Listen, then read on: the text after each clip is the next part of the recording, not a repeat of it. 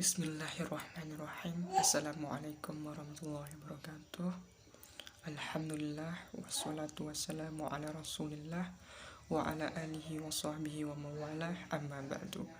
Baik, di sini kami kelompok 1 akan mempresentasikan sebuah materi dengan judul Lingkungan Darat, Perairan dan Pengaruh Faktor Abiotik dan Biotik Terhadap Hewan. Nah, di sini yang disusun oleh kelompok 1 ada Safwan Hadi, Hartitin, Endang Februari, dan saya sendiri. Di sini Safwan Hadi sebagai penyaji pertama dan Hartitin sebagai penyaji kedua, Endang Februari sebagai penyaji ketiga, dan saya sebagai moderator.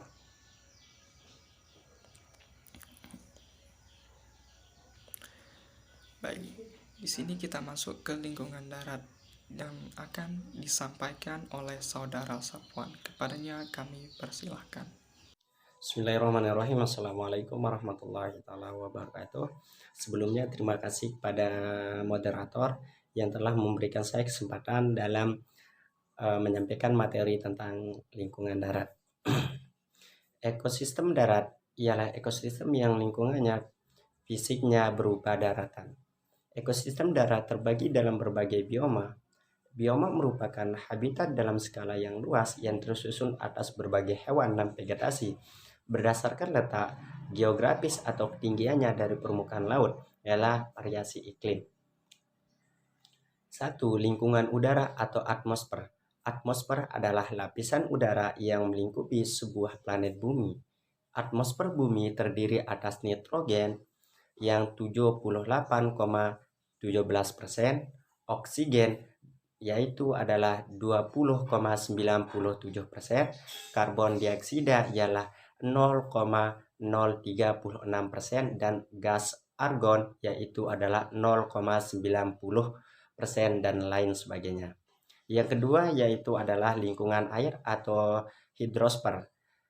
Sebagian besar bumi dilingkupi oleh air yang sebesar 70% berupa lautan dan sungai. Yang ketiga ialah lingkungan darat atau litosfer. Litosfer adalah bagian bumi yang terbentuk padat. Tanah yang kita tempati ini merupakan lapisan teratas dari litosfer.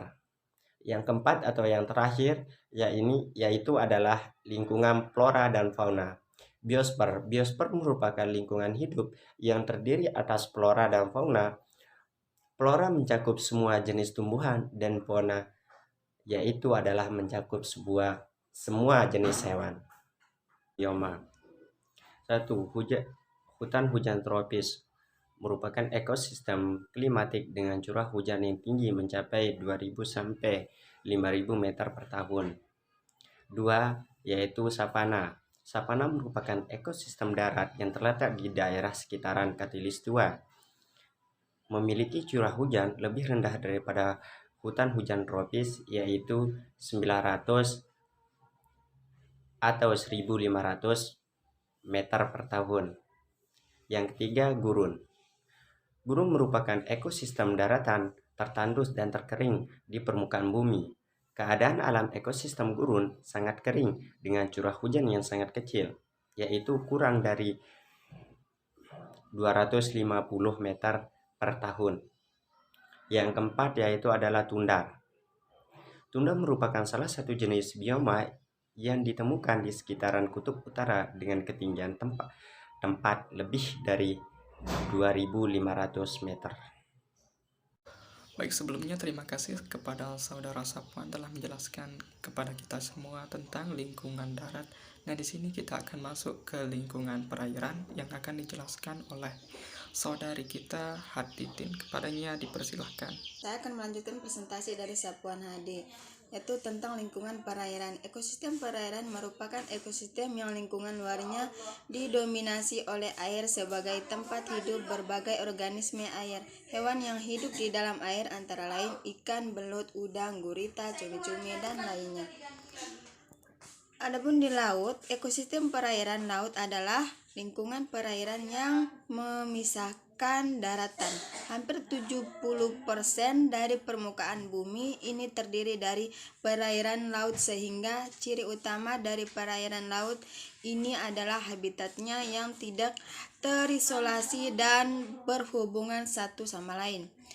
Estuari dan hutan mangrove. Estuari merupakan ekosistem perairan yang habitatnya merupakan percampuran antara air laut dan air tawar. Perairan estuari mempunyai salinitas kadar garam yang lebih rendah dibandingkan dengan lautan, namun lebih tinggi bila dibandingkan air tawar.